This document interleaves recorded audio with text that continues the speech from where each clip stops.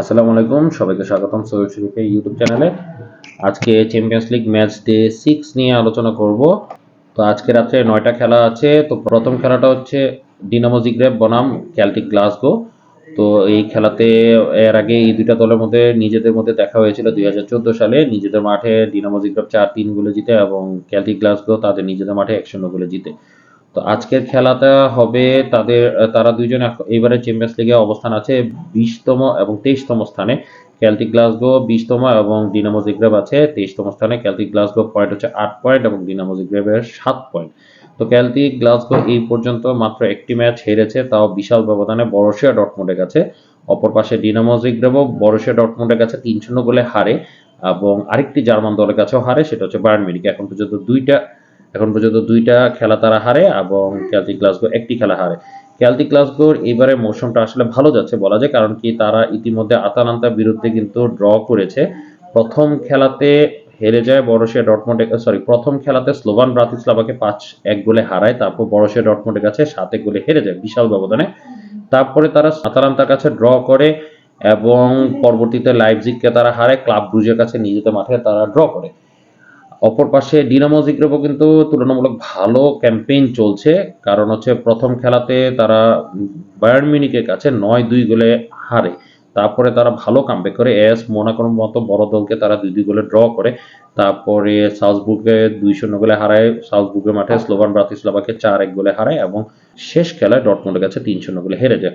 মজার একটা equation, দুটোটা টিমই Borussia ডর্টমুন্ডকে face করে এবং দুটোটা টিমই হারে। দুটোটা টিমই স্লোভান ব্রাতিস্লাভাকে ফেস করে এবং দুটোটা টিমই বড় ব্যবধানে জিতে। তাদের দুইজনের মধ্যে আসলে ডিনামো জিগ্রেবের চান্সেস একটু কম আছে, তারা 23তম পজিশনে আছে। তাদের পরবর্তী এই খেলাতে তাদের জিততেই হবে, তা নাহলে পরবর্তী শেষ দুইটা খেলা আর্সেনালের বিপক্ষে অ্যাওয়ে ম্যাচ এবং এসি মিলানের বিপক্ষে হোম ম্যাচ। অপর পাশে কেল্টিক গ্লাসগোর এই ম্যাচের পরে কিন্তু ইয়াং বয়েজ বার্নের সাথে খেলা আছে এবং অ্যাস্টন ভিলার সাথে হোম ম্যাচ আছে। তো ডিনামো জিগ্রেবের নেক্সট রাউন্ডে কোয়ালিফাই করতে, অ্যাটলিস্ট প্লে অফে কোয়ালিফাই করতে হলে আজকের খেলাটা জিততে হবে। আনফর্চুনেটলি গত 5টা খেলা ধরে আপনার ডিনামো জিগ্রেব কোনো ম্যাচ জিততে পারে নাই, 3টা ড্র করেছে, 2টা পরাজিত হয়েছে। অপর পাশে কেল্টিক গ্লাসগো 14 খেলায় অপরাজিত রয়েছে। দেখা যাক আজকে খেলাটা আসলে জমবে বলে মনে হচ্ছে। আমার কাছে পার্সোনালি মনে হচ্ছে হোম গ্রাউন্ডে ডিনামো জিগ্রেব হয়তো বা জিততে পারে, অ্যাটলিস্ট একটা পয়েন্ট নিতে পারে। তো রাত্রে 11:30টার সময় আরেকটি খেলা, 12:15টার সময় আরেকটি খেলা থাকবে লিভারপুল বনাম জিরোনা মাঠে। জিরোনা প্রথমবারের মতো চ্যাম্পিয়ন্স লিগ খেলতে এসেছে, তারা এখন পর্যন্ত একটা ম্যাচ জিতেছে স্লোভান ব্রাতিস্লাভার সাথে নিজেদের মাঠে 2-0 গোলে। এছাড়া আর আসলে আনফর্চুনেটলি এক্সপিরিয়েন্সের কাছে তারা ধরা খেয়ে গিয়েছে। অপরপাশে লিভারপুল পাঁচটা ম্যাচ জিতেছে, তো আজকে মনে হচ্ছে ইজিলি আসলে লিভারপুল জিতে যাবে। তো দেখা যাক আজকে রাতে 12:15টার সময় কি হয়। তো এবারে চ্যাম্পিয়ন্স লিগের সবচেয়ে বড় খেলা রিয়াল মাদ্রিদ বনাম আতালান্তার কথা বলবো, কারণ কি আতালান্তা সিরিয়াতে আছে 1 নম্বর পজিশনে এবং চ্যাম্পিয়ন্স লিগে তারা এখন পর্যন্ত অপরাজিত একটা দল।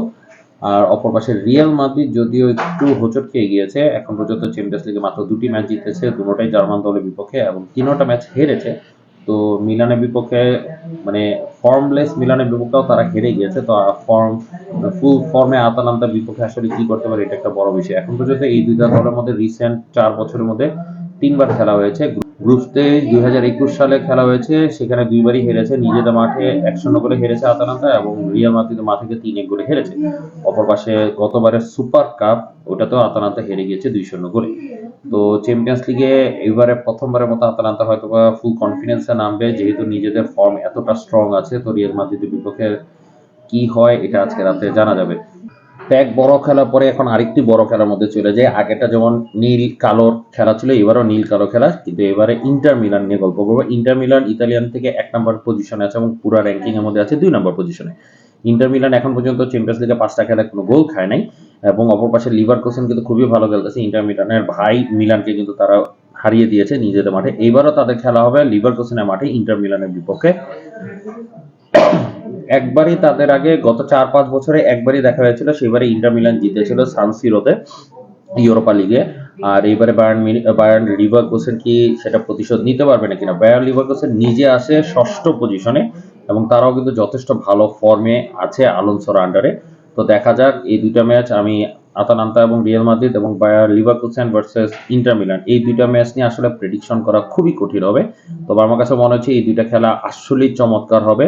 অ্যাটাক কাউন্টার অ্যাটাকের মতো খেলা হবে দুইটা দলে, চারোটা দলের মধ্যে। ইন্টার মিলান যেহেতু এখনো গোল খায়নি, এই প্রথম কি গোল খাবে নাকি না এটা একটা বড় দেখার বিষয়। তারপরে পঞ্চম খেলা নিয়ে গল্প করি, সেটা হচ্ছে স্তাদে ব্রেস্ত বনাম পিএসভি আইনহোভেন। তো স্তাদে ব্রেস্ত এই মৌসুমে আসলে চমৎকার খেলেছে, চমৎকারভাবে তারা করেছে। একটি ম্যাচ মাত্র হেরেছে, সেই ম্যাচটি গত ম্যাচ বার্সেলোনা বিপক্ষে। যদিও তারা অপেক্ষাকৃত দুর্বল দলগুলোর সাথে খেলেছে, তাই তারা এতগুলো পয়েন্ট তুলতে পেরেছে। এখন পর্যন্ত 10 পয়েন্ট নিয়ে তারা 11তম পজিশনে আছে। অপর পাশে পিএসভি আইনহোভেন 18তম পজিশনে আছে। প্রথম খেলা জুভেন্টাসের কাছে 3-1 গোলে হেরে এখন পর্যন্ত কিন্তু তারা অপরাজিত আছে। শেষ দুইটা খেলায় জিরোনা এবং শাখতার দোনেস্কে হারিয়েছে। তো এখন আরেকটি ছোট দল, তুলনামূলক ছোট দল, তো সেই হিসেবে আমার কাছে মনে হচ্ছে জিরোনাকে এই ম্যাচটা ইজিলি হারিয়ে দিবে। আনফরচুনেটলি এখানে শেষ করতে হয়েছে, কাজের চাপ একটু ব্যস্ত থাকার জন্য। নেক্সট ভিডিও আমি কালকে নিয়ে আসবো।